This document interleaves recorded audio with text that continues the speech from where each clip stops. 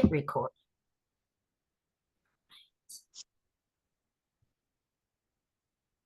How do I see when to go? Here now. Okay. Salutations, kindred souls. Welcome to a very special episode of Lux Martin Enlightenment because it is a collaborative episode.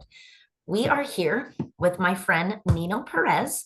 Her and I met a few years ago on another spiritual mentors group content, and we have been friends since. You can find the both of us actually on our brand new Facebook group called Sanctum of Integration, which is essentially a collection or a collecting basin of people who want to talk and receive and utilize different resources of self growth, self discovery with a spiritual undertone. So look for us on there. I'll link that below. And you can also find Nino on her content. She's on Instagram called Enchanted Life, and she's also building other platforms as well. So I'll continue to share her information as she grows. So thank you for joining me, Nino. I'm so glad to have the first collaboration episode on Lux Martin Enlightenment be with you. So honored to be here with you. It's fun. And if there was anybody that was going to do this first one with me, it would be you. And I love that this episode that we've decided, this topic that we've decided to talk about dovetails perfectly off of the last episode I just posted, which was about duality. So you and I have this beautiful duality of kind of the opposite sides of the coin of a feminine, which is grit versus surrender. So that is the topic of today that we're going to dive into is grit versus surrender. So if you know anything about me, it's that I live a little more on the practical grit, get stuff done kind of upbringing. And that is my internal driver. And Nino is very much a surrendered feminine. She is a go with the flow type of lady. And so we're going to talk about those two types of dualities, where you meet it in the middle, as well as how do you build a spiritual undertone or understanding the foundation. That's what I was trying to say. The foundation of using this duality in your life, both as a baseline for the way you think and feel and live, as well as your practical application. So I'll ramble just another second. I wanted to start us off with the definitions because I'm a dictionary kind of girl. The definition of grit is courage, resolve, strength of character, or a personality trait having to do with perseverance and passion towards long-term goals. The term surrender can have different connotations, but in this context, it means to cease resistance, to submit, or to give up control. And I wanted to ask Nino and start a surrendered type of conversation in which we play with those two polarities and understand where we're going to find the balance in the middle. So, Nino, my dear, please explain to me in your life how you feel those polarities in your life and how you make decisions to operate knowing that those are both ends of the stick here and you'd like to ride somewhere in the middle. Yeah, that's an excellent question. Actually, my journey in the spiritual life has been where I started off less surrendered. I was very much so more disciplined in the way that I lived life. I hold a master's degree, so you can tell that like I really like the structure that academia and education, and I'm actually in a very masculine role in my main career when I'm not doing spirit work. Um, but outside of that, I really enjoy the surrendered life, this soft expression of allowing God or source to really lead me, my decision making. So for me, grit is very much so that disciplined, almost that devotional um, quality that I have with the things that I like to do.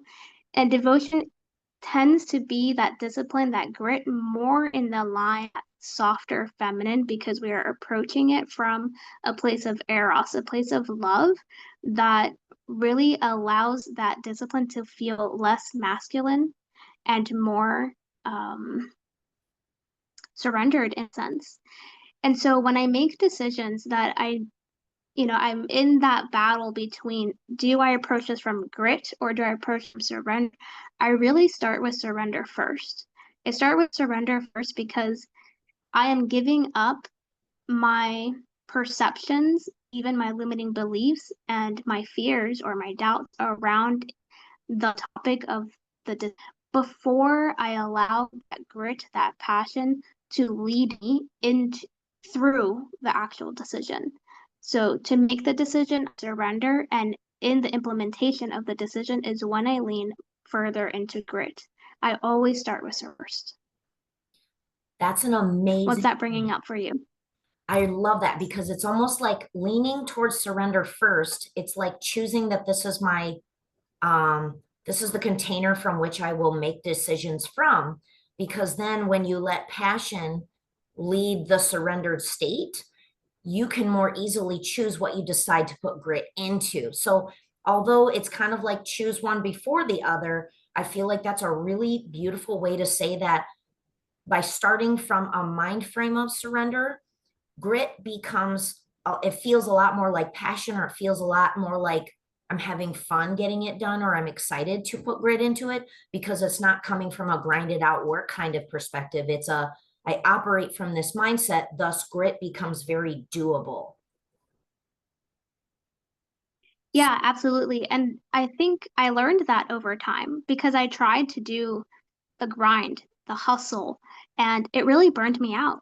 And it became something that I just couldn't sustain. And something that led me on this journey to surrender was really a desire for sustainability. Sustainability, not just in my spiritual path, but also in my everyday living. And a spiritual path doesn't negate the fact that we have to do everyday, normal, kind of minutia type of taskings in our everyday life.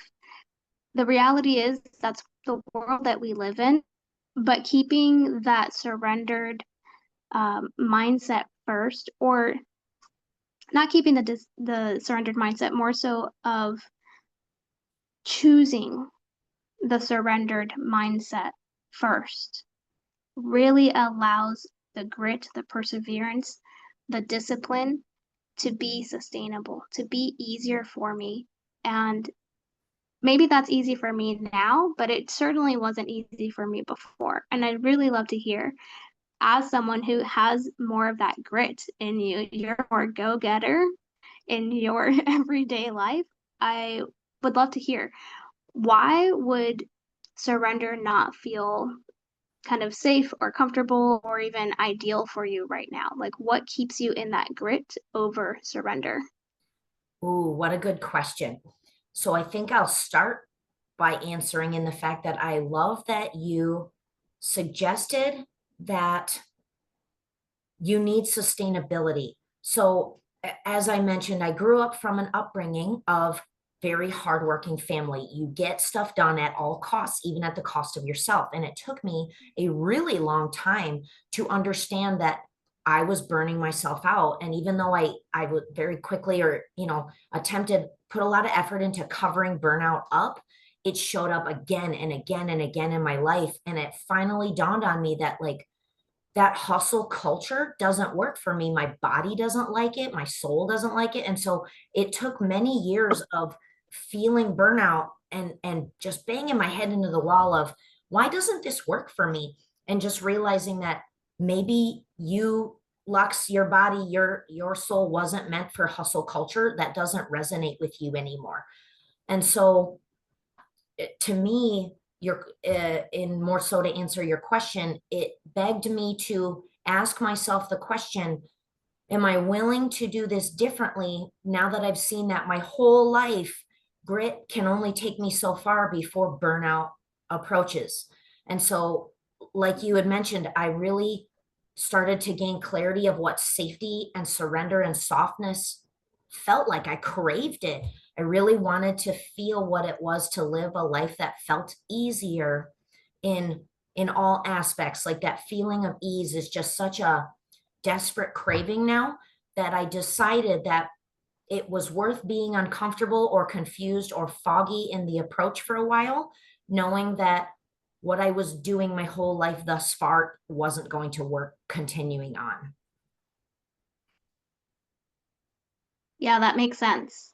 And so now that you're transitioning into more of that softer life, more of that crave for ease, have you noticed ways that you're starting to balance that grit with that surrendered mindset more? Like, what's your transition story looking like as somebody who, I mean, you grew up with grit and like that's still part of who you are. Like, we're not trying to deny parts of ourselves, right? We're still just trying to open up to the fullness of duality that we live in.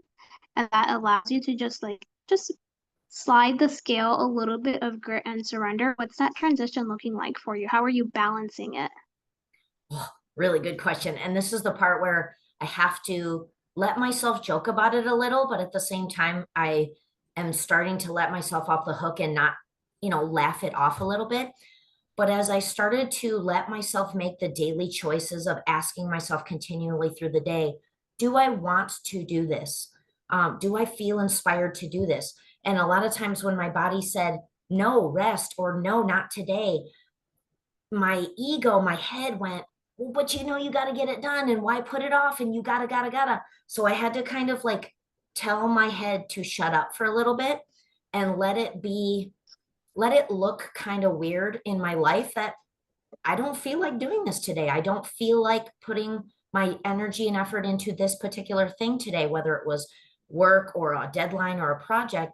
And I let myself do what I felt like doing. And to someone who has spent their whole life getting stuff done no matter what, at any cost, that felt really controversial at first.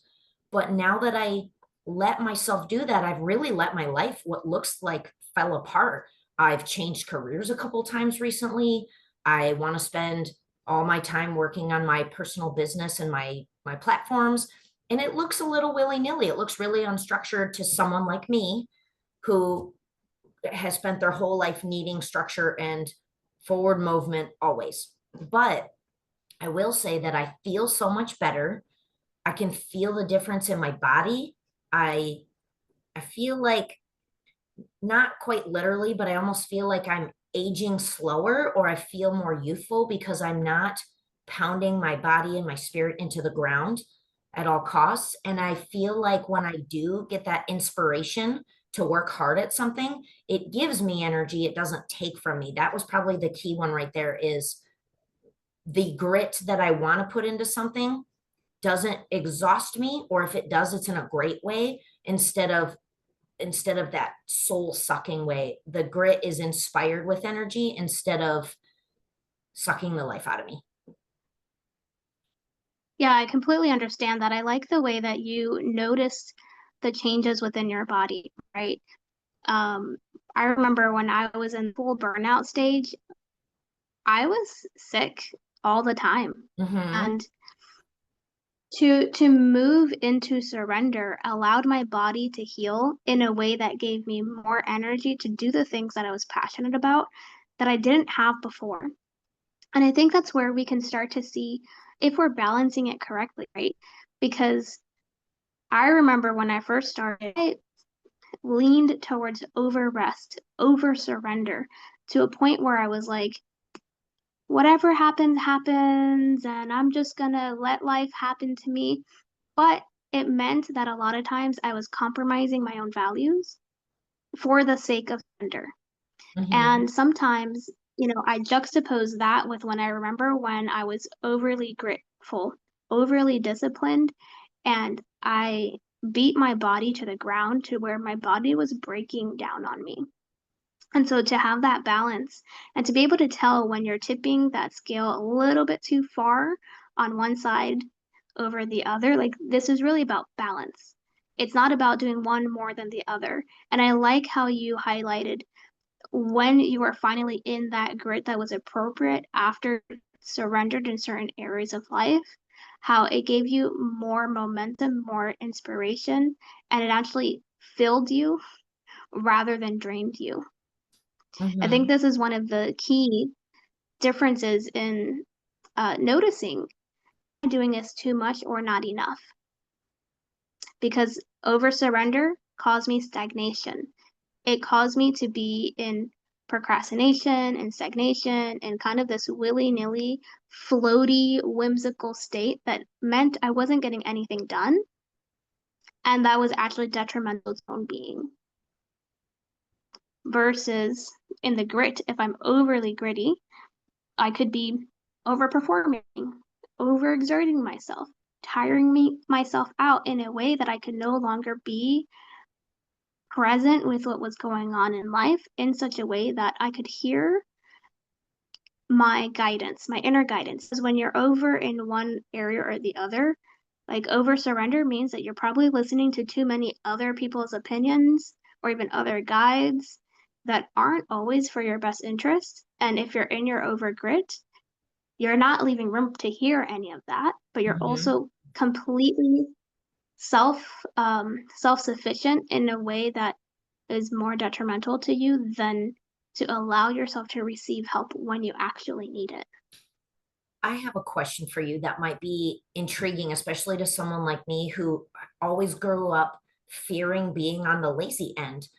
When you feel yourself leaning too far into surrender to the point where you're stalling out, what was it that gave you that recognition of, hey, you're so surrendered that you're not moving forward? And then how did you decide to get some momentum, and then how did you move yourself forward, and in what way did you go? Yeah, that's a great question, actually. And it's one that I am still kind of working through because I do find myself in pockets of stagnation. And really, I can say that that only happens when I'm avoiding something that is in my awareness that I don't actually want to work on, Mm, that great avoidance. Um, but the way that I stop myself from going that far is one, I schedule time with my friends. Even when I'm like, ugh, I don't feel like scheduling this, I know it's good for me, and I know by the time I show up, I'm actually filled. That's one part. The second part is I take walks. I take walks that are simple and are not meant to achieve anything. I think movement without a requirement for achievement helps me stay out of over surrender and stagnation because it is still moving my body without requiring me to perform. that's a really And great then, strategy. yeah, and I noticed that for me, like in my temperament, I am a phlegmatic, which just means that I'm a little bit more introverted, more overthinking. Like my emotions are somewhat of a driver, but I'm a little bit more on the practical side of that. So I tend to want everybody to have a good time, to have what they want. So I can contort myself a little bit, which brings on some overthinking. But in order for me to rest properly with that temperament, it requires gentle movement, Tai Chi, Qigong, walks, just having quality time outside or with myself and in movement gets me out of a funk. And I think that's why those are some of the things that I also use to make sure that I'm not in over surrender. I also stopped asking for signs all the time because I got into the if I surrender, I need some external force to tell me if I'm doing something right or wrong. And so, like, you could start outsourcing your decisions a little bit too much, or be waiting for Oh, God to answer a prayer, and then you never do anything. So, I started asking more for clarity of mind and clarity of heart. So that way I can take action. And sometimes my prayers are help me to move, help me to create momentum. And I actually rely on my friends in order to help me with momentum because I do tend to have more masculine energy friends. And that helps me in my surrendered feminine to have some structure. And I just have to know that about myself. that's a really great point. So I guess I'll kind of quick rehash. So I love that you said movement without an agenda, because someone like me would go, I need to go jog 6 miles. No, no, you don't. You can stroll through the woods, and it doesn't matter if it takes 15 minutes or 45. So it's it's a little bit of grit, like just a teeny sliver of it without an agenda or like tipping into the other end of the scale really hard. And then what you said about knowing that waiting for the sign is essentially giving up your sovereignty or your decision making power. So in, like you said, shifting to praying for clarity so that you take the power back and you start to make your own decisions, and then you have to act on your decisions. And then I love that you brought that little tiny piece into of knowing that your friends are the complement to your style. So knowing that your counterparts are continually mirroring to you what what you are needing or doing or not doing based on how they're interacting with you. I really enjoy when I notice myself leaning into that because I trust that the people, the sources, whatever, are reflecting back to me what I need to hear. And then it's my job to do something about it. Yeah, exactly. And this feels very much so that point of balance, right? Mm-hmm. And it's it just shows more so why relationship is so important. And the fact True. that we live in duality is a relationship in itself, right? That's a great way to put it that I didn't put on my last episode. I had mentioned that navigating duality was like walking the tightrope of life, and you're in the middle holding the stick, and every duality or polarity is you being aware of both ends of the stick. But I like the way you phrase that of it's a relationship between those extremes and yourself in them. Yeah, exactly, exactly. And this is starting to feel complete for me. How's this feeling for you? Really good. I think I'll just add one little tidbit because you had mentioned, I asked you how you come out of over surrender. I think Hmm. to balance that scale, I would notice a more practical application for coming out of over grit in my life that I noticed helped was I stopped making to-do list. I used my planner a lot, and I've always been a girl that would write a to-do list like every week and then rewrite it when I got messy and when I check stuff off. And I realized like I was stressing myself out with it. So I only make a to-do list once in a while when I need to mind dump. And I let myself flow with, okay, you looked at your planner this week. You have to do this, this, and this. What do you want to do? And so letting myself be led by the nudges instead of my to-do list was a really awesome balance to softening the over grit aspect of our discussion here. Awesome. I love that. Well, thank you so much. This was the most beautiful first collaboration episode of Lux Smart and Enlightenment, and I couldn't have asked for it to go better. So thank you all for joining. And if you want to see more content like this, please let me know. Keep seeking, keep softening, keep showing up. Remember, the light that you're looking for may be the light you already are. Mwah!